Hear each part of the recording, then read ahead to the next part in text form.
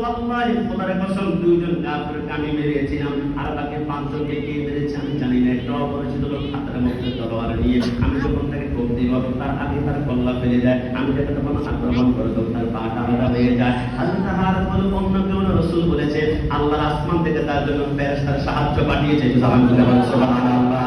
ওটা উত্তর জমিনে সয়লাব হয়ে গিয়েছে, রাসূল মৃত্যুবরণ করেছে, রাসূল ইন্তেকাল করেছে। মদিনার জমিনে যখন এই খবর চলে গেল সমস্ত নারীরা কবরের দিকে দৌড়াতে শুরু করলো।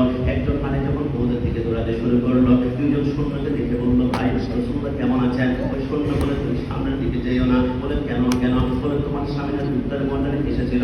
বলে হ্যাঁ এসেছিল। বলে তোমার স্বামীকে একটু ওদের কাফেরদের তীরের কারণে দুনিয়া জমিন থেকে শাহাদাত বরণ করেছে।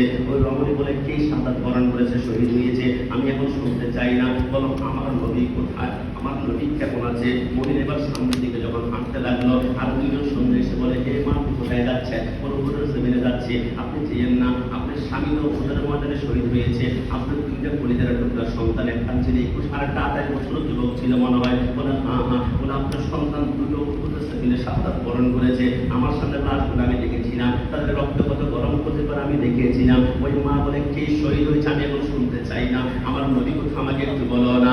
ওই রমণী বলে নবী নবী আমার নবী কোথায়? হঠাৎ করে সামনের দিকে অগ্রসর হলে আরেকজন যুবক বলে মা যাবেন না এই মুহূর্তে। বলে কেন কেন?